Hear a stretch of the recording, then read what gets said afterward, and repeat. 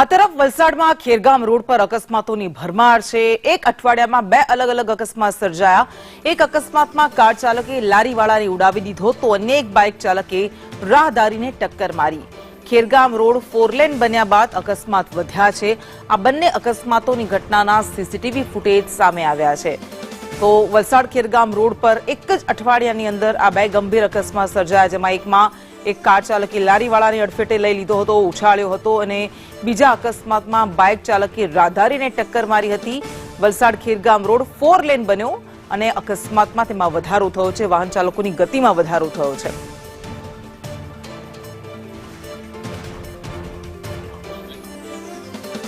તો પહેલા દ્રશ્યો જે અમે આપને બતાવી રહ્યા છે કે કેવી રીતે એક લારીવાળો ત્યાંથી પસાર થઈ રહ્યો છે અને કાર ચાલક બેફામ ગતિ આવે છે। જો કે સદનસીબે એ લારી ધારક પાછળ હટી જાય છે, પરંતુ એની લારીને આ કાર ચાલક ફંગોળી દે છે। ખેરગામ રોડ પર અકસ્માતની આ ઘટના, એના સીસીટીવી ફૂટેજ સામે આવ્યા છે। વધુ વિગત સાથે જાવેદ આપણી સાથે જોડાયા છે।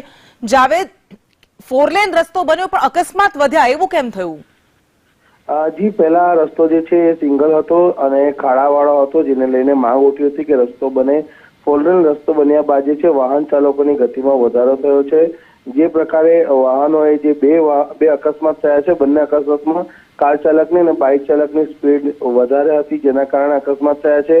એક અકસ્માતમાં કાર ચાલકે રોડ ક્રોસ કરેલા લારીવાળાને ઉડાવ્યો તો બીજા અકસ્માતમાં એક અપંગ વ્યક્તિ પોતાની સાયકલ લઈને જઈ રહ્યો હતો, તેને બાઇક સવારે ટક્કર મારી।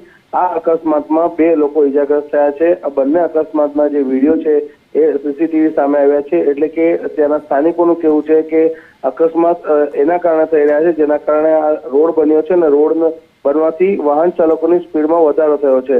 અહીં સ્પીડ બ્રેકર મૂકવામાં આવે, જેના કારણે વાહન ચાલકોની ગતિ ધીમી થઈ શકે છે અને અકસ્માત પર રોક લાગી શકે છે। જી બિલકુલ, આભાર આપનો।